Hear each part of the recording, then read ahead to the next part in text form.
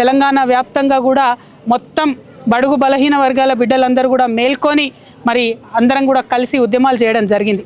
మీ అందరికీ తెలుసు, తెలంగాణ జాగృతి నుండి గత 13 ఏళ్ల కింద ఉమ్మడి ఆంధ్రప్రదేశ్లోనే అసెంబ్లీలో అంబేద్కర్ విగ్రహం పెట్టాలని అడిగినటువంటి సంస్థ జాగృతి సంస్థ. ఆ తర్వాత ఎవ్వరూ మాట్లాడనప్పుడు ఈ రాష్ట్రంలో మరి బీసీలకు మీరు కామారెడ్డిలో డిక్లరేషన్ చేసిండ్రు, 42% రిజర్వేషన్ ఇవ్వాల్సిందే అని చెప్పి ఉద్యమాన్ని పెద్ద ఎత్తున లేవనెత్తి అన్ని రాజకీయ పార్టీలని అందరినీ కూడా కలుపుకొని బీసీలలో పెద్ద నాయకులు గౌరవనీయులు కృష్ణన్న గారిని, వక్లాభరణం గారిని, అట్లానే జస్టిస్ ఈశ్వరయ్య గారిని, అట్లా ఇంకా అనేక మంది పెద్దలందరినీ కూడా కలుపుకొని వారి సలహాలు సూచనలు తీసుకొని వి ప్రకాష్ అన్న గారిని మరి ముందుకెళ్తున్న సందర్భం మీరు చూసిండ్రు. ఇవాళ జాగృతి సంస్థ చేసినటువంటి ఉద్యమాలు ఒక బలమైన ప్రతిపక్ష పార్టీగా బీఆర్ఎస్ పార్టీ గలమెత్తినటువంటి అంశాలు ఇవన్నీ చూసి భయపడి కాంగ్రెస్ పార్టీ బీసీలకు బిల్లు పెడతానని నిన్న చెప్పడం అన్నది మనందరికి కూడా గర్వకారణం. ఈ బీసీల బిల్లు అన్నటువంటిది తెలంగాణ బీసీ బిడ్డల విజయం అని చెప్పి నేను భావిస్తూ ఉన్నాను. కానీ ఒకటి గుర్తుపెట్టుకోవాలి, ఇది తొలి విజయం మాత్రమే.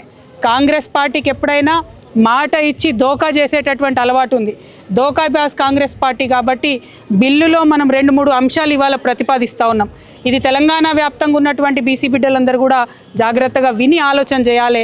ముఖ్యంగా ఇంటెలెక్చువల్స్ అందరూ కూడా ఆలోచన చేయాలని నేను రిక్వెస్ట్ చేస్తూ ఉన్నా. ఏమంటుంది ప్రభుత్వం?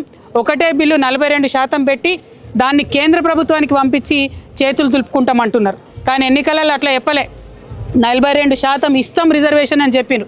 ఇవాళ మేము ప్రపోజ్ చేసేది తెలంగాణ జాగృతి నుండి ఏంటంటే మీరు 1 కాదు 3 బిల్లులు పెట్టాలి. ఎందుకోసం 3 బిల్లులు పెట్టాలి? మీరు 46% బీసీలు ఉన్నారని చెప్పారు.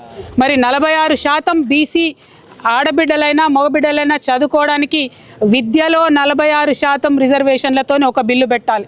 రెండవది 46% మరి ఈ పిల్లలందరూ కూడా ఉద్యోగాలకు అప్లై చేస్తూ ఉంటారు కాబట్టి ఉద్యోగాలలో 46% రిజర్వేషన్తో ఇంకొక బిల్లు పెట్టాలి. పొలిటికల్గా వాస్తవానికైతే మీరు తప్పు లెక్కలు చేసినప్పటికీ వచ్చిన 46% పొలిటికల్ పెట్టాలి రిజర్వేషన్. కానీ మీరు 42 ఎన్నికలలో చెప్పిండ్రు, కనీసం 42%తోనన్నా మీరు పొలిటికల్